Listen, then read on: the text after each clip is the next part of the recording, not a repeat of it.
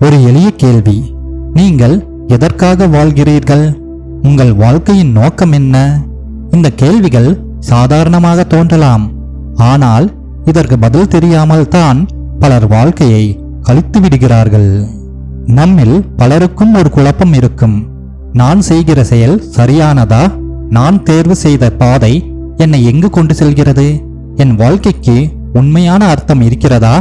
இந்த கேள்விகள் எல்லாம் ஒரு மனிதன் உள்ளுக்குள் தேடிக்கொண்டிருக்கும் உண்மையின் சின்னங்கள்.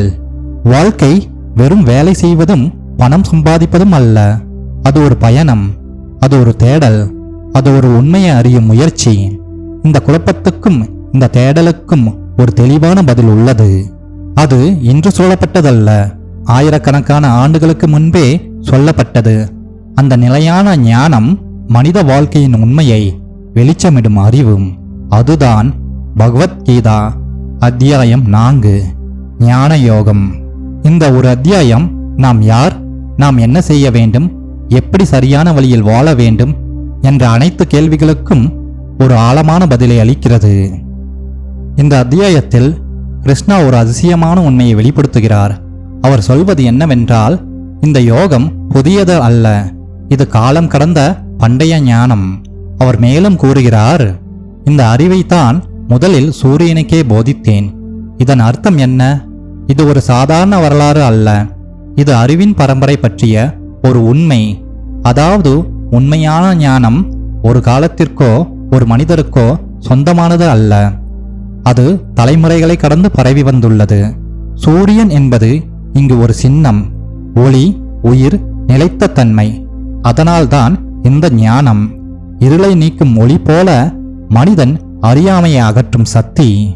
இது நாம் புதிதாக கற்றுக்கொள்ளும் விஷயம் அல்ல, நாம் மறந்துவிட்ட உண்மையை மீண்டும் நினைவூட்டுவது.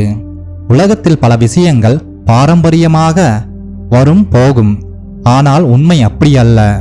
உண்மை நிலையானது, காலத்தால் மாறாதது, எந்த சூழலிலும் பொருந்தக்கூடியது. இந்த அத்தியாயம் நமக்கு சொல்லும் முக்கியமான செய்தி என்னவென்றால், நீங்கள் தேடும் பதில்கள் வெளியில் இல்லை, அது ஏற்கனவே உங்களுக்குள் இருக்கிறது. அந்த அறிவை புரிந்து கொண்டு அதை வாழ்க்கையில் பயன்படுத்தினால் மனிதன் குழப்பத்திலிருந்து தெளிவுக்கு போக முடியும். இதுவே இந்த தெய்வீக ஞானத்தின் அடிப்படை. இந்த பகுதியில் கிருஷ்ணா ஒரு ஆழமான உண்மையை எடுத்துரைக்கிறார். அவர் கூறும் வரிகள், தர்மம் குறையும் போது, அதர்மம் அதிகரிக்கும் போது நான் அவதரிக்கிறேன். இந்த ஒரு கருத்தில் மனித வாழ்க்கையும் உலகின் இயங்கும் விதத்தையும் புரிந்து கொள்ளும் திறவுகோல் உள்ளது. தர்மம் என்றால் என்ன? நியாயம், ஒழுக்கம், கடமை உணர்வு, உண்மையை நிலைநிறுத்தும் செயல். அதர்மம் என்றால் என்ன? அநியாயம், சுயநலம், தவறான செயல், மற்றவர்களுக்கு தீங்கு விளைவிக்கும் எண்ணம். உலகத்தில் எப்போது நியாயம் பலவீனமாகிறது, அநியாயம் வலுவாகிறது, நல்லவர்கள் துன்பப்படுகிறார்கள், அப்போது அந்த சமநிலையை மீட்டெடுக்க ஒரு சக்தி தோன்றுகிறது. அதுவே அவதாரம் என்ற கருத்து. அவதாரம் என்பது கடவுள் ஒரு உருவத்தில் தோன்றுவது மட்டுமல்ல, அது ஒரு தெய்வீக தலையீடு. அதாவது மனிதர்களின் வாழ்க்கையில் நேரடியாக நுழைந்து தவறான பாதையை திருத்தி உண்மையான வழியை காட்டுவது. இது வெறும் அற்புதங்களை செய்யும் நிகழ்வு அல்ல, மனிதராக பிறந்து மனிதர்களின் பிரச்சனைகளை அனுபவித்து அதற்கு தீர்வு காட்டுவது.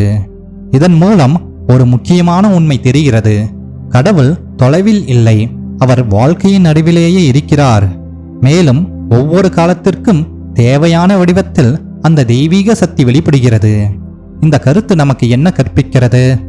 எவ்வளவு இருள் அதிகரித்தாலும் ஒளி மறைந்து விடாது, எவ்வளவு அநியாயம் இருந்தாலும் நியாயம் மீண்டும் எழும். அதனால் நாம் தர்மத்தை பின்பற்றி கொண்டே இருந்தால் அந்த தெய்வீக சக்தி நம்மை வழிநடத்தும். இதுவே அவதார ரகசியம். நம்முடைய வாழ்க்கையில் பெரும்பாலும் எழும் ஒரு முக்கியமான கேள்வி, நாம் தொடர்ந்து செயல்பட வேண்டுமா அல்லது சில சமயங்களில் விலகி நிற்க வேண்டுமா? இந்த குழப்பம் சாதாரணமானது அல்ல, இது மனித மனத்தின் ஆழமான போராட்டம். இந்த சந்தேகத்திற்கு கிருஷ்ணா அளிக்கும் பதில் மிகவும் தெளிவானது. செயல் அவசியம், ஆனால் அது அறிவுடன் இணைந்திருக்க வேண்டும். இதன் பொருள் என்ன?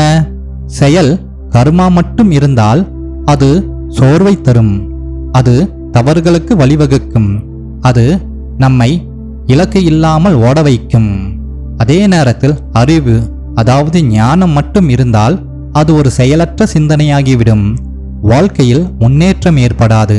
அதனால்தான் கர்மயோகம் மற்றும் ஞான யோகம் இணைந்து இருக்க வேண்டும்.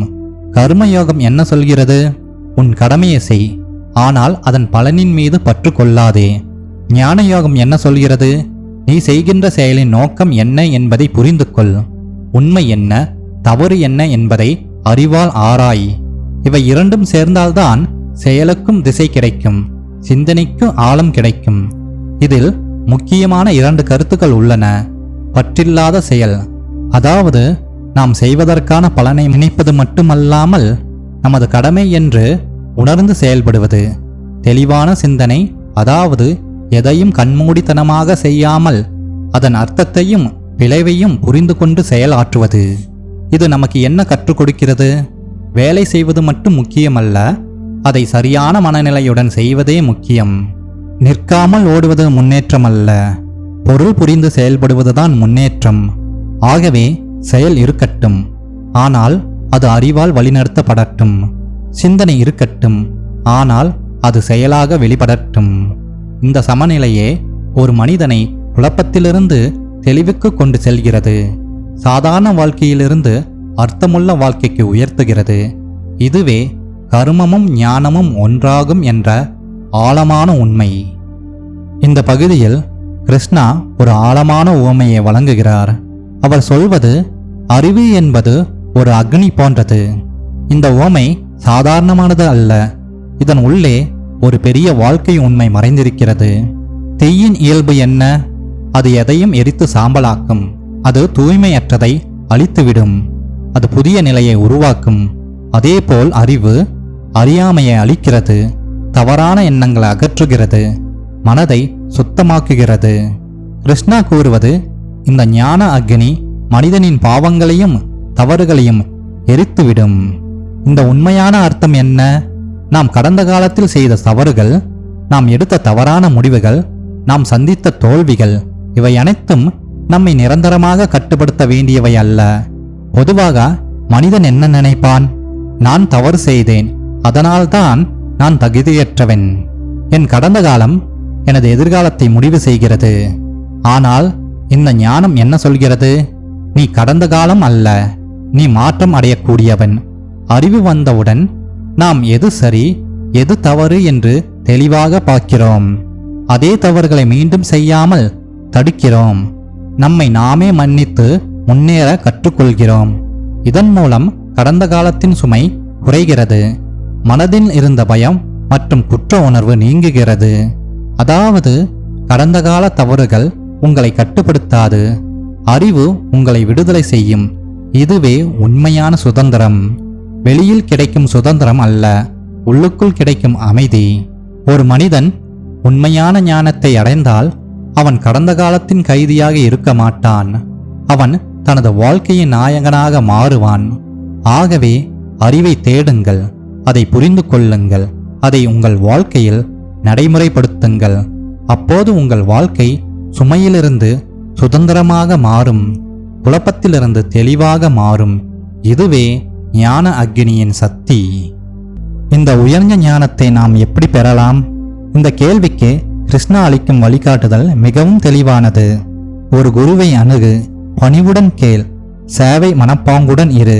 இந்த 3 வழிமுறைகள் ஒரு மனிதன் உண்மையான அறிவை அடையும் அடித்தளமாகும். குரு என்றால் யார்? இருளை அகற்றி ஒளியை காட்டுபவர், அறியாமையை நீக்கி அறிவை அளிப்பவர், பாதையை தெளிவாக விளக்குபவர். அதனால்தான் குரு என்பது வெறும் ஆசிரியர் அல்ல, அவர் ஒரு வழிகாட்டி, ஒரு உள்நிலை மாற்றத்தை உருவாக்கும் சக்தி. கிருஷ்ணா கூறும் முதல் படி குருவை அணுகு, அதாவது சரியான வழிகாட்டியை தேடு. உண்மையை அறிந்த ஒருவரிடம் செல். இரண்டாவது கேள், இது மிகவும் முக்கியமானது. கேள்வி கேட்பது தவறல்ல, அது அறிவை தேடும் மனநிலையின் அடையாளம். ஆனால் கேட்கும் போது பணிவு அவசியம். உண்மையை அறிய விருப்பம் இருக்க வேண்டும். மூன்றாவது சேவை செய். இதன் அர்த்தம் குருவின் அறிவை மதித்து நட, கற்றதை நடைமுறையில் காட்டு, நன்றியுடன் இரு. இந்த 3 வழிகளும் சேர்ந்து மனதில் இருக்கும் அகம்பாவத்தை குறைக்கின்றன. ஏன் இது முக்கியம்? அகம்பாவம் இருக்கும் இடத்தில் அறிவு நுழையாது. எனக்கு எல்லாம் தெரியும் என்ற எண்ணம் வளர்ச்சியை தடுக்கிறது. ஆகவே நான் இன்னும் கற்றுக்கொள்ள வேண்டும் என்ற மனநிலை ஒரு மனிதனை உயரத்திற்கு கொண்டு செல்கிறது. இது முக்கியமாக நினைவில் கொள்ள வேண்டியது. அறிவு தானாக வந்து சேராது. அதை நாம் தான் தேட வேண்டும். அது புத்தகங்களில் மட்டும் இல்லை. அது அனுபவத்தில், வழிகாட்டுதலில், சிந்தனையில் உள்ளது. ஆகவே பணிவுடன் இருக்க கற்றுக்கொள்ளுங்கள். சரியான குருவை அணுகுங்கள். கற்றதை வாழ்க்கையில் நடைமுறைப்படுத்துங்கள். அப்போதுதான் அறிவு தகவலாக இல்லாமல் ஞானமாக மாறும். இதுவே குருவின் முக்கியத்துவம் மற்றும் உண்மையான கற்றலின் பாதை. இப்போது உங்கள் முன் ஒரு தெளிவான தேர்வு நிற்கிறது. அறியாமையில் தொடர்ந்து வாழ்கிறீர்களா அல்லது அறிவுடன் உயர்ந்த வாழ்க்கையை தேர்ந்தெடுப்பீர்களா? வாழ்க்கையில் பலர் உழைக்கிறார்கள், ஆனால் எல்லோரும் முன்னேறுவதில்லை. ஏன்? செயல் இருக்கிறது, ஆனால் தெளிவு இல்லை. முயற்சி இருக்கிறது, ஆனால் திசை இல்லை. இதனால்தான் இந்த முக்கியமான உண்மை: செயல் இல்லாத அறிவு பயனற்றது. அறிவு இல்லாத செயல் ஆபத்தானது. அறிவு மட்டும் இருந்தால் அது புத்தகத்தில் அடைந்து கிடக்கும். வாழ்க்கையில் மாற்றம் வராது. செயல் மட்டும் இருந்தால் அது தவறான பாதைக்கு இட்டுச் செல்லும். பலன் இல்லாத சோர்வை தரும். ஆகவே அறிவும் செயலுமாக இணைந்தால்தான் உண்மையான முன்னேற்றம் உருவாகும். நீங்கள் கற்றுக்கொள்வது உங்கள் சிந்தனையை மாற்ற வேண்டும், உங்கள் முடிவுகளை மேம்படுத்த வேண்டும், உங்கள் வாழ்க்கையை உயர்த்த வேண்டும்.